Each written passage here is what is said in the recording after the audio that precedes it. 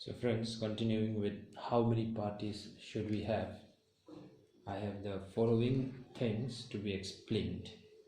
So first of all, different types of party system. So here, as you can see on the board, I have written three types. One party system that is followed in China, then two party system which is followed basically in USA and UK, and multi-party system which is practiced in India. So from the board, as you can see, I have written for the first part that one party system not a good option. I'm talking from the point of view of democracy. For democratic countries, one party system is not a good option. So this question might be asked for 1 mark, saying that why one party system is not a good option. And the answer will be it is not a good option because it is not democratic. So that's all for 1 mark. Now we have two-party system and a multi-party system. So right now I'll be explaining you the merits of bi-party system or the two-party system. But before that, let us know what is two-party system. Yesterday or the last video I have already done with you is that this is a system where only two main parties have serious chances of winning majority seats. Okay, that means there are only two parties. Any of the party can win, and that this type of parties are, or the practice is basically found in those states countries where I have written USA and UK. And then the multi-party system, which once again I'm repeating it is practiced in India, where we have plenty of parties, plenty of choices. Now let us see the merits of it. What is a merit? I've written power changes, get clear choice, strong opposition, prompt decision, more development, less corruption. So let me come in to this in detail. Now what do you mean by this? Now basically what happened is this: because there are only two parties, okay, only two parties, so the power keeps on changing. Okay, there may be some cases where parties are present, different parties, but basically there will be fight between only the main two parties. Okay, point number two, I have written get clear choice. Means what? People in such system have a clear cut choice. That means this year we'll be casting vote only for this party, because we had seen last year or the few years back we have selected one party and this party did not do well. So this year let us cast vote for the other party. If not, if the party seems to continue or have done a tremendous job, it may continue because people like them, so they can continue. That same party may continue for another 5 years to 6 years. Then point number three, strong opposition.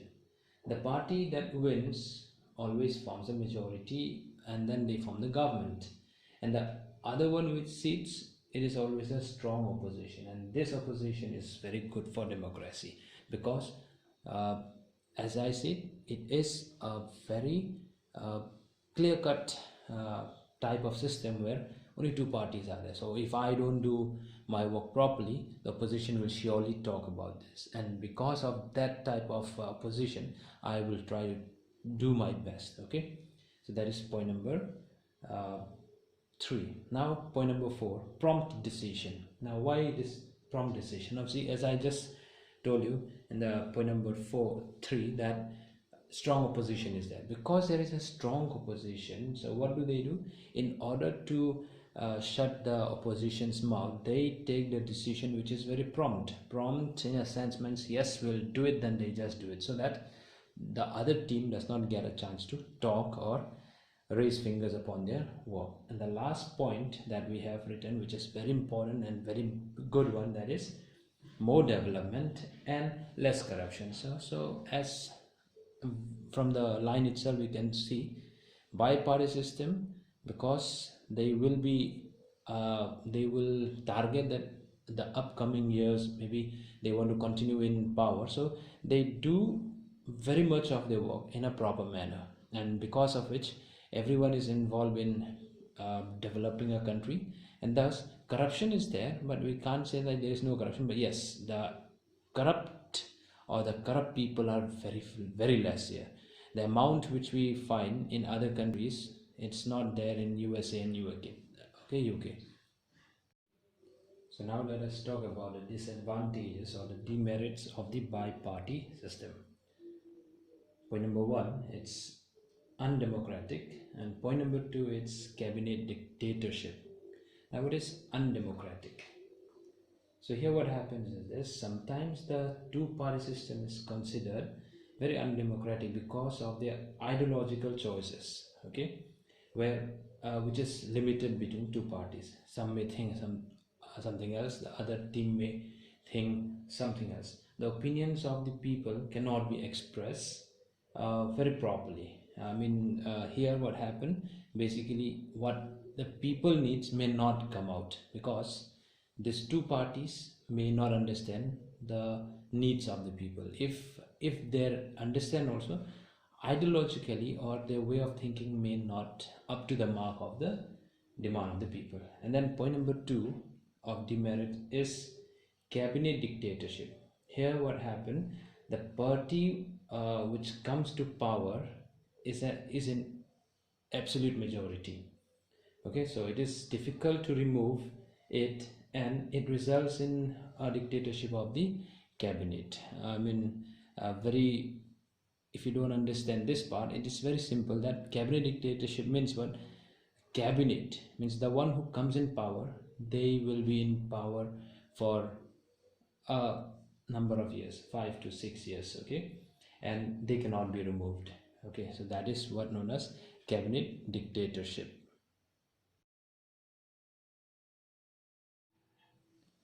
So here our next topic is about the multi-party system, its merits and demerits. So I've just noted down 2 points each of merits and demerits. Point number one from merit side is variety of interest and opinions. Point number two is make choice between several candidates. Now what does it mean? So merits here, first of all, since there is number of parties, so what happened, we have got lots of interest. Lots means we have one party which is not doing well, then we can go to the next party. If they don't do, we can go to the next party. So we have a variety of interests, and then opinions also are different. Many people say that no, this party is good, so let us go and read, or let us follow the backgrounds or see the backgrounds, how do they do it, and then what will they do, what is their past histories, everything. So we have got lots of choice within our hands. So that is our point number one. Point number two is also about choice, because what happened is that we have to make different choices. Means we have got different people standing, different parties standing. So now we have got like people, we just can make as we like. Okay, we like this man, so let us cast vote. If not, if he doesn't do good, so next year we have got another person standing and belongs to a different party. If not of different party, if he belongs to the same party also, sometimes we don't cast vote to them because we don't like the party now, because in the previous years they failed. So next year we have another new party standing, and then we said, okay, let us give them chance and we'll see. And if they are failure, again we have another choice. That is the merits of a multi-party system. But now, what is a demerits? Demerits is also quite a very strong thing here. As we have got point number one, no one party likely to gain power. So going to the merit, the second point, we have got many choice between several candidates. So this many choice between several candidates is also part of demerit for our what is it, political system, because as there are lots of party, so we cast vote, our votes are also divided. Okay, we the population of India, basically their votes are divided among different people. So different people, in a sense, different party. Okay, so now when different party gets this votes, it's very hard to find that a single party won by a majority. Okay, so likely what happened, there will be around 7 or 8 parties standing for for election, contesting election, and we also we cast our vote. But since it is divided, none of the party gains the majority, and in that case, point number one is very true, that no party likely to gain power. Now, because neither of the party proved their majority, so we have no choice now. We will see now what to do. Then point number what is that, 2 says that it leads to political instability. Now, because in point number 1 I talk about no party gain power, then what happened, it leads to difficulty in formation of government. And if the government is not formed properly or in a way we like, so there will be political instability, as in case in this 2019, it was the last part of 2019 and 2020. We can just take this example from Maharashtra. What happened in Maharashtra is none of the party gained or proved their majority, and so what happened, two parties came together, they form a government which is known as coalition. And then at present what happened, once again they are not doing well. So it may, they say that after 35 days of the formation of the government, again they are likely there are some cases of like misunderstanding between both the parties. So when this misunderstanding comes between both the parties, so what happened, the country or that particular state will be very unstable, politically very unstable. So our next heading is the national parties and the state parties. So here directly I can just come with the difference between both the party, the national party and the state party. So what we can see is there are 4 different points that we can use to differentiate between these two parties. First one is the national party. So here what they say is the national party have influence all over the country or over the other states also. Okay, that is national party. And these parties basically take interest in a national as well as international level.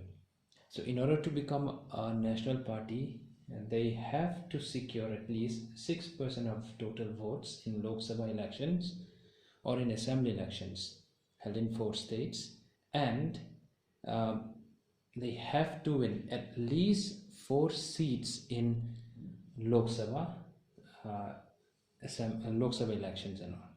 And then this makes them a national party. Okay, that's point number 3. That is, they should win at least 6% of the total votes in Lok Sabha election or in assembly election in 4 states. You have to really remember this point, okay, and win at least 4 seats in Lok Sabha election. And then they get a unique symbol. When you say unique symbol, so you can understand what does unique symbol means. Okay, then this symbol cannot be used by anyone else. Okay, some of the national parties which are there, I just took an example, that is BJP, Congress, etc. This is in India. Now we are talking about the state party also. Now what is the difference between national party and the state party? Just now I told you about national party. Now let me tell you something about the state party. In the state party, the influence of a state party is limited, and basically it is limited to a state or to a particular region. Now the state parties, their interest is basically in promoting the regional and the state interest. They cannot think beyond that. Okay, then in order to become a state party, they also have to secure at least 6% votes in an election to the legislative assembly of a state.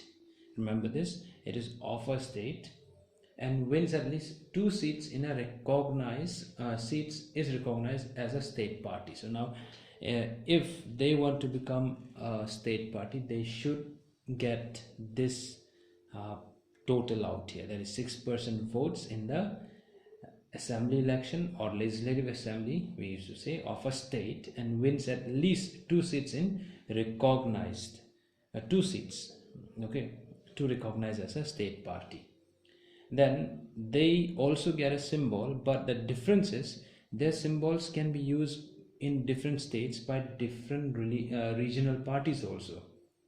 Okay, so the examples of this regional parties are many, you can see, as in Haryana Lokdal, okay, in Haryana Shiv Sena, in Maharashtra, so etc. So this is the main difference between the national party and the state party.